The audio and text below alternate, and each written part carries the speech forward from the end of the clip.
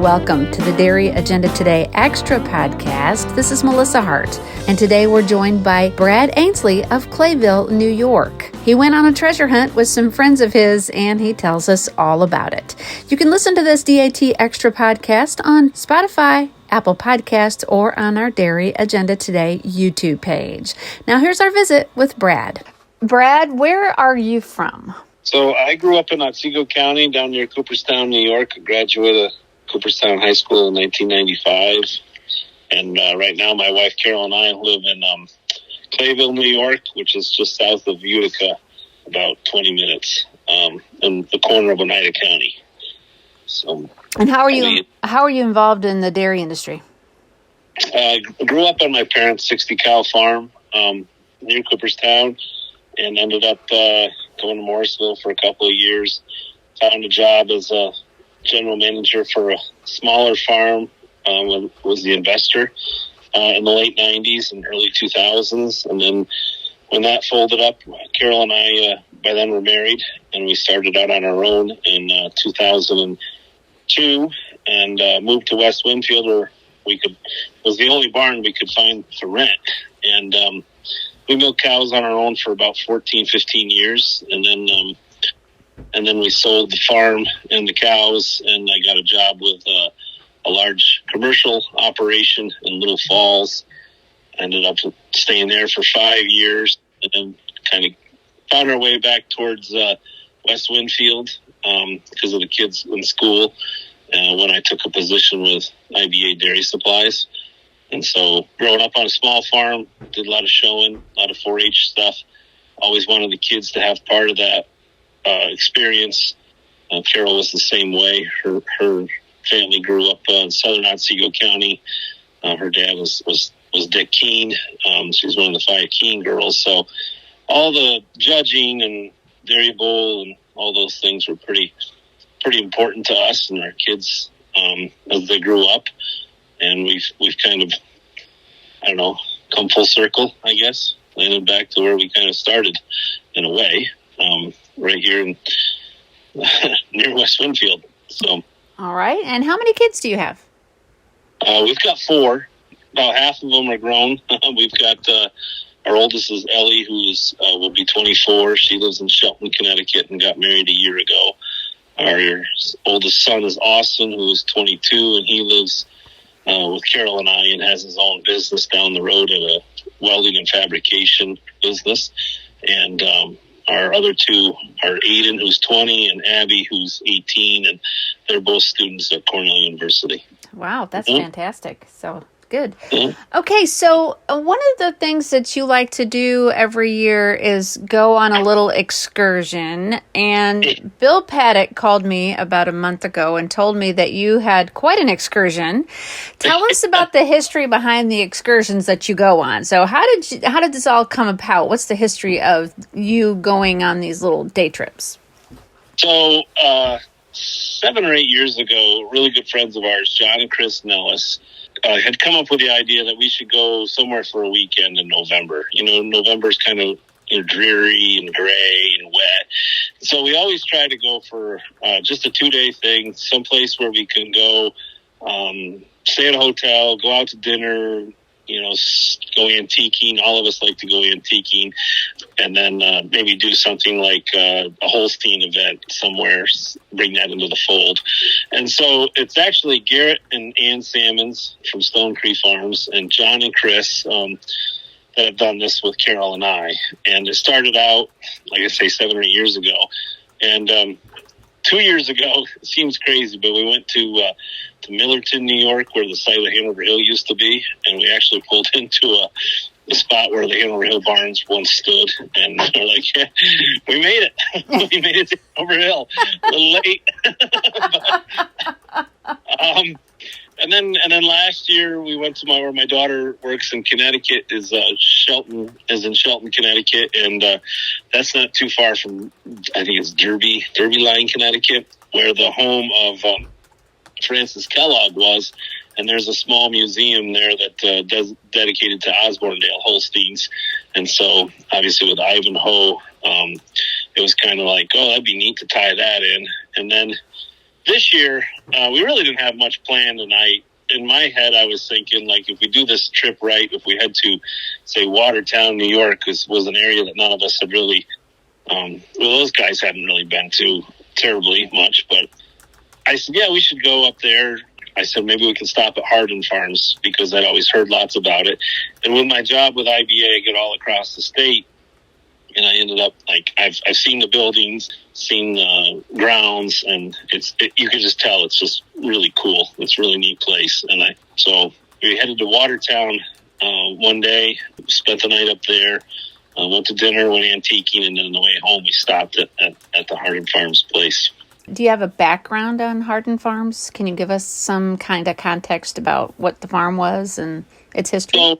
So I've always heard lots about the Harden Farms. Like I said, I drove by it a few times with my job. And last few years, I've really taken a real interest, the history of all the different farms and these old barns that I drive around with my job.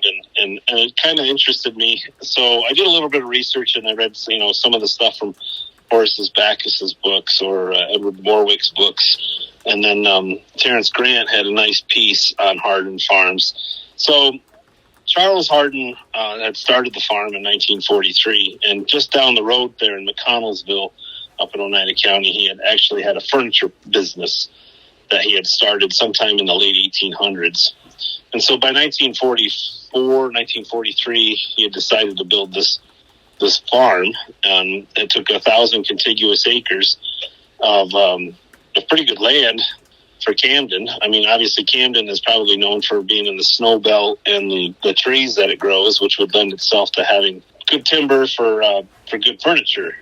And probably, this is one of the early dawn of the investor days, I guess you could say, because I don't know whether he wanted to employ the town or wanted to diversify, or he just wanted to own the land and give a purpose to the land that wasn't being used as far as timber harvesting goes, but the tillable land.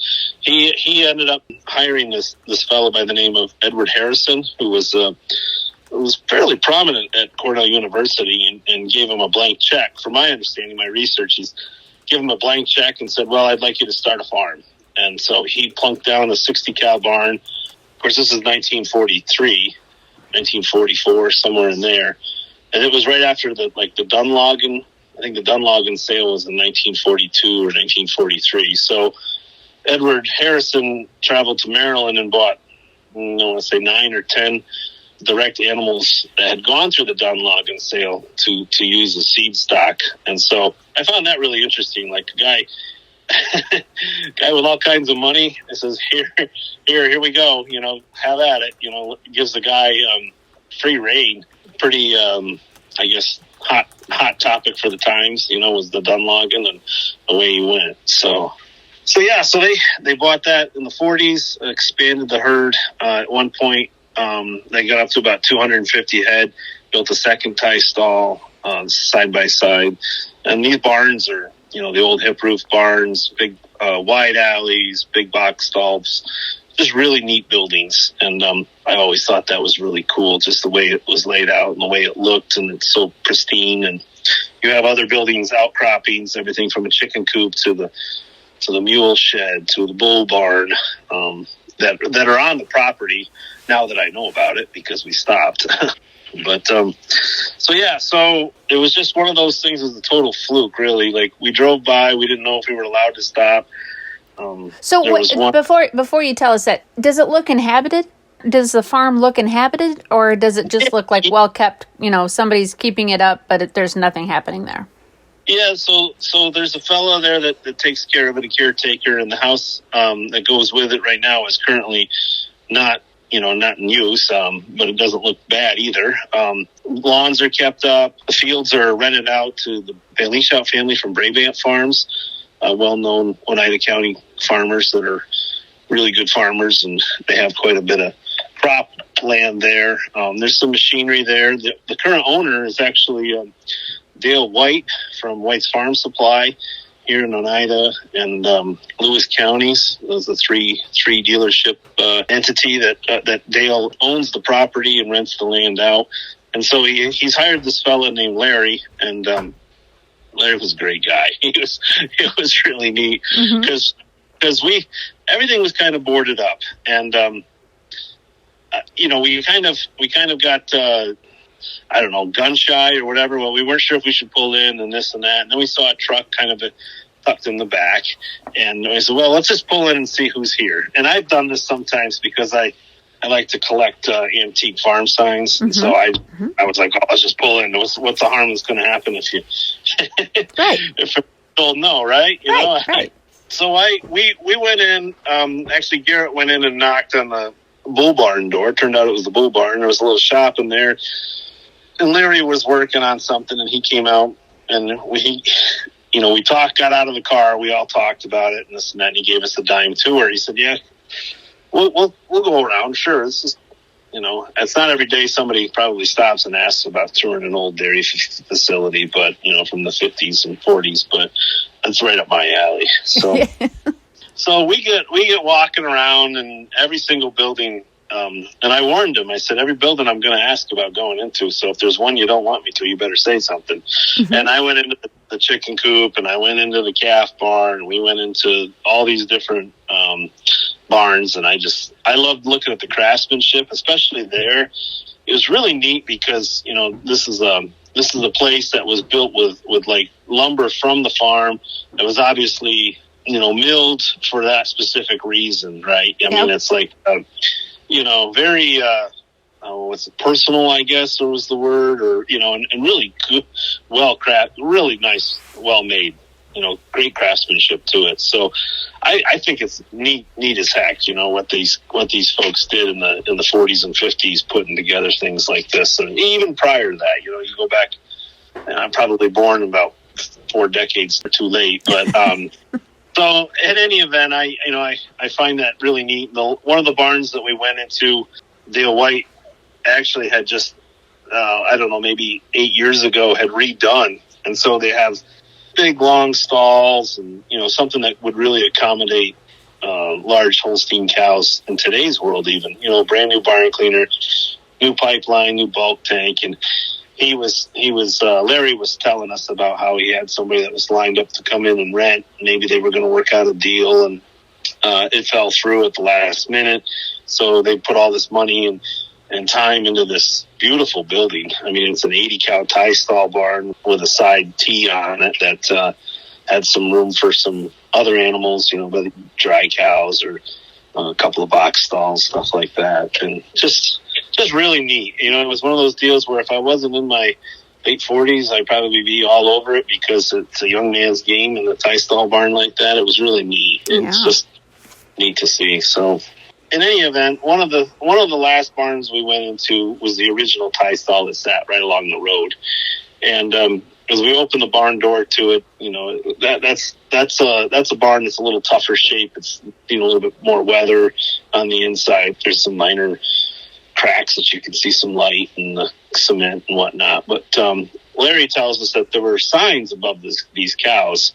They even had the description of the cow. He didn't really know much about those, but of course we all did. And because that's what we grew up doing, was making signs where you put the cow's name and her birth date, production record, back in Hartwick. So anyway, I said, well, I collect signs. I'd love to see one of those signs. And he looked at me like what? Okay, whatever, buddy, that kind of thing. And so he tells me they're upstairs in the hay mow, and you got to crawl over the pile of hay. But if you really want to go find them, I guess they're up there. And so, we walked around the inside of the barn, the old milk house and stuff. And then I went upstairs, and Larry followed me, and over top of the hay, like he said, and then over top of the milk house is a room. And in that room, it probably hadn't seen anybody in there in quite a few years. So the first thing I see is this old metal sign that says Harden Farms, registered Holsteins, Camden, New York. And it's about 3 feet tall and 6 feet wide. And I love to collect the old farm signs, the old Surge signs or the Laval or something like that. I have about 50 of them, and I'm always adding to them. Got another one yesterday from Christmas. I mean, that's how easy can it be to find DAT a sign, right? Can't be that hard. So I saw that sign, and I thought that was pretty neat, and I was marveling at that sign, and Larry grabbed one of the signs, the cow signs, and he hands it to me, and he says, "Oh yeah, here's the cow signs you were talking about." And this is where it gets really creepy, or crazy, or it's funny. I don't know, whatever it is, everything happens for a reason. It's pretty crazy. Maybe it's my father-in-law talking from the other side or something, but nobody had been up there. I don't know. He said probably 8 or 10 years, and these signs had obviously sat there since the 1960s. And the first sign he hands me is one that was bred by by Carol's grandfather and father, a cow that was bred by Keeneland. Keeneland SN Pocahontas was her name, and she was born 2/2 of 1960.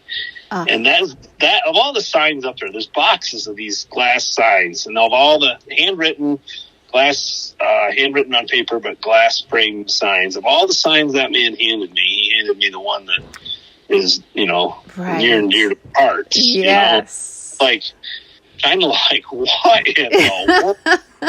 And I mean, it's not like in 1960 that my in-laws probably did a tremendous amount of merchandising or anything, but they had sold this heifer, Pocahontas, to Harden Farms. And, I mean, after my jaw picked up off the floor, and, Larry didn't really follow what was going on, but he's like, oh, well, that's kind of neat, and he's a great guy.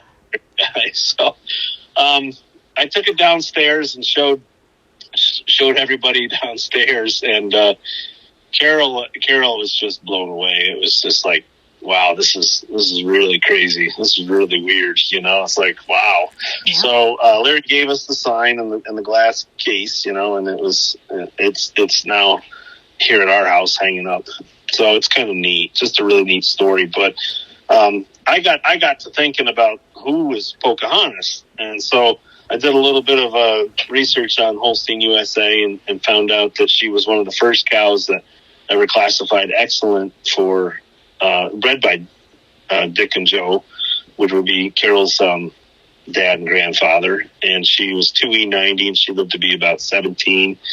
She had 8 registered sons and 7 registered daughters, and had like 190,000 lifetimes. So she wasn't just a flash in the pan, It turns out in 1962 they had sold her directly to Harden Farms for $1,200, and I can imagine in 1962 a bred heifer for selling for $1,200 is probably a decent amount of money. Yeah. But 1963, some event caused the farm to sell in May of 1964, and they sold around 250 head, if I can remember right. And that's a lot of animals in the 1960s. I got to believe that must have been a pretty good sale. So they sold 250 head there in 1964, and Skokie Noel was the bull that topped the sale for 22,000, and he went to ABS. Mm-hmm. Well, this Pocahontas cow is a daughter of Skokie Noel. So my thought was probably they went out sought out Skokie Noel daughters to bring to their herd to showcase the bull. And they just happened to pick this Pocahontas cow as a heifer. And she ended up going through the sale as a 3 or 4 year old. She would have been a 4-year-old in 64. And I think she brought maybe 1,100. So they got their money back out of her. Right. And she went to a fella near Baldwinsville, New York. His last name was Hill. Anyway, so she lived there, and that's where she had all those daughters and sons. And so they must have thought fairly highly of her. The cow aside, I just think of all the cows that had gone through Harden Farms and all the animals that we could have picked up a sign that day. The first one we picked up was Keeneland. It's quite unbelievable, isn't it? Yeah. Yeah. That is crazy, and it's a great coincidence considering how much you love to collect signs. And that's a great story. Yeah, so I did a bunch of more research on Harden Farms when we came back home, and talked to my mother-in-law Shirley, who's 86, and she had said that she thought in the late 50s, early 60s there was a there was a big picnic there that she remembers attending at Harden Farms. And turns out she was right. 1960 National Holstein Convention was in Syracuse. And Camden's probably 45-minute drive north from Syracuse. And there was 1,600 people that went to the farm for a big cookout in 1960. So, Gracious. I mean, yeah, so it's funny how she remembers being in the barns, and, you know, they sold this heifer to the farm, and oh my gosh. So you start connecting the dots, and it's like, wow, this is going back 6 decades, and here we're still talking about it. So. Yeah, and you know, especially considering then, you know, that long ago, it wasn't like it is today. Today there's fewer and fewer farms, right? So it's not hard to have those connections. But back in the 60s, there was farms everywhere and thousands of cows being milked in all these little barns across the country. And, you know, especially in New York, it's just unbelievable, really. It's pretty neat. You know, and a lot of those barns, a lot of them, you know, you see falling down, or maybe they're gone. Or my mom's own family had a horse farm up in Baldwinsville. The house stands today, but all the barns are long gone. And that was, you know, they had that at the same time, you know, in the 50s and 60s and stuff. And how many of those buildings got bulldozed or fallen in? And of all those, and how many cows have gone through, you know, all these different places. And then I just think it's so weird. Like, I just was adamant that we keep digging to find something on that farm. And the minute I found it, I was like, holy crap, we're done. So I know what we came for. You know, I don't even know what we came for, but now I know what we came for. Now I know. So, yeah, exactly. Yeah. I was just thinking, you know, like I say, we like to do antiquing. It's always a fun weekend. This year was a little different. John Nellis had passed away from cancer in January of last year. And so we were 5 of us, but we're definitely going to do it, going to continue the tradition, have a great time. They're, you know, Garrett and Ann and Chris, they're all salt of the earth people. Well, it's just a lot of fun. We probably drink too much booze and eat too much food, but we sure have fun. And so we're always thinking about next year, where we're going to go next year.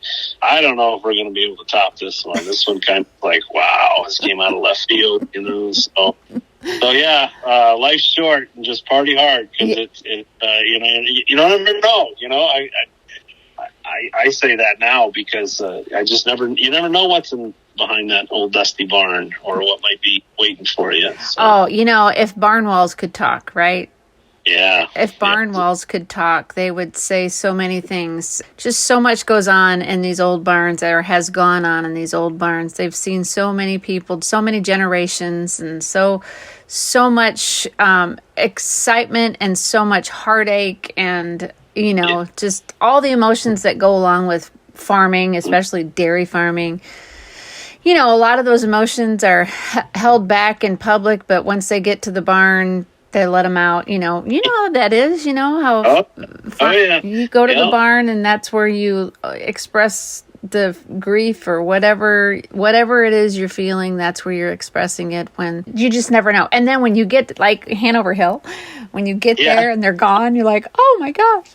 Yeah. You know, I mean, I remember driving by it as a kid, but I don't ever really remember. I never went in the barn. Years ago, it burned down. But we were in Millerton, and I'm like, well, we're going to have to go to Hanover Hill. And so we went, and there was the old concrete with the, you know, you could see the gutters and the mangers, and you just think about, like, wow, and, you know, Triple Threat's dam stood here. You know, like, this is where Triple Threat got sold in 1972, which was 50 years ago. And some people might not, big deal, you know, but I don't know, I'm a history junkie and a Holstein junkie, so I find it really, really neat, you know. I think there's a lot more people out there like that today than there ever has been, because we're losing so many of them. My mother tells the story. My parents went just on a vacation, and she said, I wanted to go see Blackadder Farms. And so they found it, you know, they just drove, like you, they just kind of drove around till they found it, you know, and they walked in, and the cows had just been sold the week before. And she said it was like the cows had exited the building and everything was just there, just like it was when they walked out the door. And she said it was the saddest place. Yeah, that's one thing about it, right? I mean, you open the door to Harden Farms with that new tie stall, and it's like, oh, this is sad. No one's taking advantage of this, or nobody's working with this right now. But maybe somebody will. I don't know, but. But at the same time, it's a different era, right? It's a piece of history. And that's where, you just think about stuff like that. I mean, heck, when that barn was built, we were fighting World War II, for crying out loud, it's just like that far back. So yeah, it's really neat. I love history. And like I say, I was probably born 4 decades too late, but that's okay. So yeah. How the cookie crumbles. That's right. Well, it gives you someplace to go every year. Tell me about some of the other signs that you've collected over the years. I haven't found anything quite as unique or interesting to me as that one. Most of the signs that I collect are, they're dairy or farm related, anything from Farm Bureau to, the Dairyman's League porcelain signs. That was the precursor to Dairy League, to the Deal of Al bucket milker, stuff like that. Mm-hmm. With my job, I'm on all kinds of farms and shapes and sizes. From I think the smallest dairy I was on was a 3-cow Amish dairy in Western New York, and I've been on as big as 14,000 cow dairy in South Dakota when I was training. So anyway, long story short, you find a lot of these old barns, and there's typically a sign somewhere around there. And now it's kind of gotten to be a joke within the IBA circle that I'm always scouting for signs, and I'm not afraid to stop and ask anybody, and that's the way I like it. I just, anything to do with a farm, I'll ask, and some people tell me, no, that sign's been there for 50 years. I'm not going to sell it. And I get that. I respect that. That's not a big deal. If you do want to sell it, let me know. Now it's kind of expanded into some clocks, some thermometers. I got like a Wing Feeds thermometer. I've got a Curtis Candy ampule that was had never seen the sun. It was in a guy's shop. He says, well, I got this sign. He says, but if you're into this stuff, maybe there's one over here.